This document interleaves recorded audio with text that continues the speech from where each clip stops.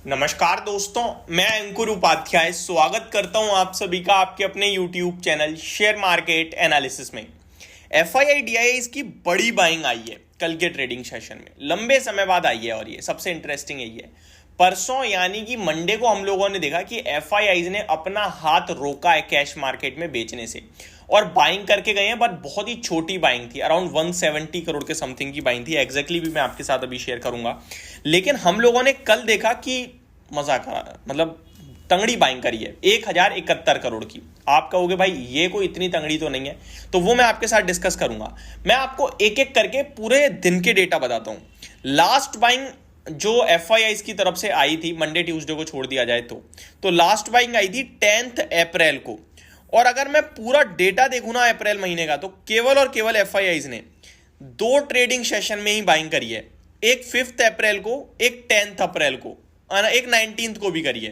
तो 3 बाइंग हुई थी, उसके बाद अभी 2 बाइंग आई हैं। तो पूरे अप्रैल महीने में टोटल 5 बाइंग देखने को मिली हमें। एक मिली हमें, मैं अब फिगर में बताता हूं, एक मिली हमें 5 अप्रैल को 1659 करोड़ की बाइंग। फिर एक मिली हमें 10 अप्रैल को 2778 करोड़ की बाइंग। एक हमें 19 अप्रैल को मिली 129 करोड़ की बाइंग। और फिर 29 अप्रैल जो कंटिन्यू सेलिंग के बाद उनका हाथ रुका और 169 करोड़ की बाइंग आई। और 30 अप्रैल यानी कल के ट्रेडिंग सेशन में 1071 करोड़ की खरीदारी FIIs ने करी है। तो ये डेटा अपने आप में पॉजिटिव हो गया था कि लंबी सेलिंग के बाद FIIs ने हाथ रोका है। अगर मैं पूरा अप्रैल की बात करूं तो उन्होंने नेट लेवल पे 35,692 करोड़ की सेलिंग करी है। कितनी? 35,692 करोड़ की।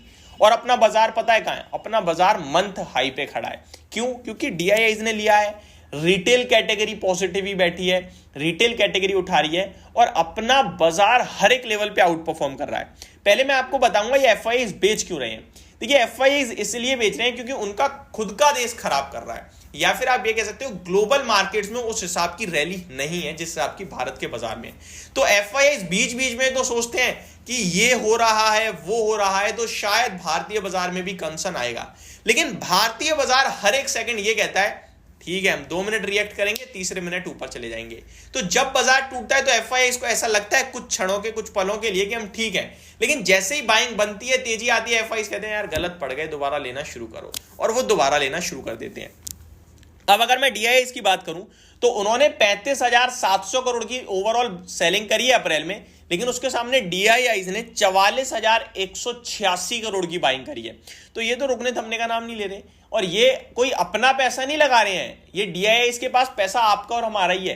कैसे है? म्यूचुअल फंड्स के माध्यम से। तो ये दर्शा रहा है कि मार्केट में जो लिक्विडिटी है ना वो बहुत ही तंगड़ी है। आप देख रहे हो सारी की सारी stock market service provider companies के रिजल्ट्स, आप ब्रोकिंग इंडस्ट्री के देख रहे हो, आप म्यूचुअल फंड इंडस्ट्री के देख रहे हो, जो कि कंटिन्यू बेहतर आ रहे हैं, बेहतरीन आ रहे हैं, अच्छे आ रहे हैं।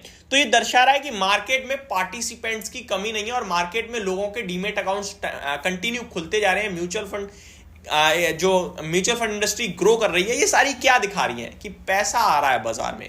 और मार्केट में ना सिर्फ एक ही चीज है, वैल्यू है, वो है पैसा। अगर पैसा है तो गिरा लो, क्या कर लोगे आप? कुछ नहीं कर सकते। बाइंग ही बाइंग, बाइंग ही बाइंग, डिमांड सप्लाई मिसमैच, वो मार्केट में अपने आप ऊपर चला जाएगा। तो ये तो आपके लिए FIIs का डेटा हो गया जो कंटिन्यू सेलिंग कर रहे थे, लेकिन वो आई बाइंग में, और उसके बाद आप लोगों ने बाजार लगते हुए देख लिया दोबारा से एक बार LIFI की तरफ। अब मैं उससे भी इंटरेस्टिंग डेटा बताता हूं, फ्यूचर्स का डेटा। FIIs फ्यूचर्स में 10,000 करोड़ की बाइंग करके गए हैं कल। कितनी? 10,987, ऑलमोस्ट 11,000 करोड़ की। ये बहुत बढ़िया। हालांकि फ्यूचर वो बीच बीच में उठा रहे हैं बड़ा बड़ा माल और छोड़ भी रहे हैं, क्योंकि ट्रेडिंग है ना, उन्हें भी दिख रहा है कि बाजार ऊपर जा रहा है, उठाओ भैया, कैश में तो हम बेच ही रहे हैं, लेकिन यहां तो उठा लो। तो वो ये कर रहे हैं। अभी उन्होंने 2 दिन पहले 29 अप्रैल को भी 3,500 करोड़ की बाइंग करी थी फ्यूचर्स में। कल 11,000 करोड़ की नेट लेवल पे बाइंग कर ली है उन्होंने फ्यूचर्स में। 25 अप्रैल को 10,400 करोड़ की बाइंग करी थी। तो फ्यूचर्स में वो तो दबा के उठा रहे हैं, ठीक, कोई दिक्कत नहीं आ रही है फ्यूचर्स में। अब यहां पे समझने वाली बात यह है कि इतना सब होने के बाद जो आपको कंसर्न हो रहा है वो ये कि बाजार फिर एट द एंड गिरे क्यों। ये सबसे बड़ा सवाल है कि जब FIIs का इतना बड़ा पॉजिटिव डेटा आया तो फिर मार्केट सेकेंड हाफ में एक शार्प करेक्शन क्यों दिखा गई। तो यहां पे हो सकता है कि जब करेक्शन हुई है तभी उठाया गया है। आप ये भी तो सोचो, क्योंकि सुबह से सब मान के चल रहे थे एक डिप आएगी। मैंने भी 12:30 बजे वाली वीडियो में कल कवर किया था कि मार्केट में एक डिप आ सकती है, आपको शॉर्ट नहीं करना है उस डिप के लिए, आपको अगर वो डिप आती है तो बाय ऑन डिप करना है। तो ये डिप में भी बाइंग के रूप में यूज हुई है और इसीलिए बड़ा फिगर आया है। तो मेरा ये दिमाग कह रहा है, ये फैक्ट्स पे नहीं है लेकिन दिमाग कह रहा है, और सेकंड हाफ में ही मोस्टली एफआईआईज एक्टिव होते हैं। वहीं अगर दूसरी तरफ में ये डेटा नेगेटिव आ जाता तो हमारी कहानी क्या बनती कि 2 बजे के बाद बाजार गिरा है और शायद एफआईआईज ने बेचा है क्योंकि वही एक्टिव होते हैं। तो 2 बजे के बाद जब मूवमेंट आता है ना, वहां एफआईआईज का रोल बड़ा हो जाता है। तो मेरा मानना यह है कि 2 बजे के बाद एफआईआईज ने बेचा है या खरीदा है, डेटा तो ये कह रहा है खरीदा है, तो मे बी ये जो गिरावट आई है, सेलिंग आई है, इसमें उन्होंने उठाया है माल। और सेलिंग इसलिए आई है क्योंकि ओवरबॉट जोन में चला गया था मार्केट, जिसलिए सेलिंग आ गई। तो ये मेरी तरफ से आपके लिए एक अपडेटेड वीडियो थी। होप आपको सारी चीजें समझ में आई होंगी। Thank you so much for watching this video. Have a great day guys.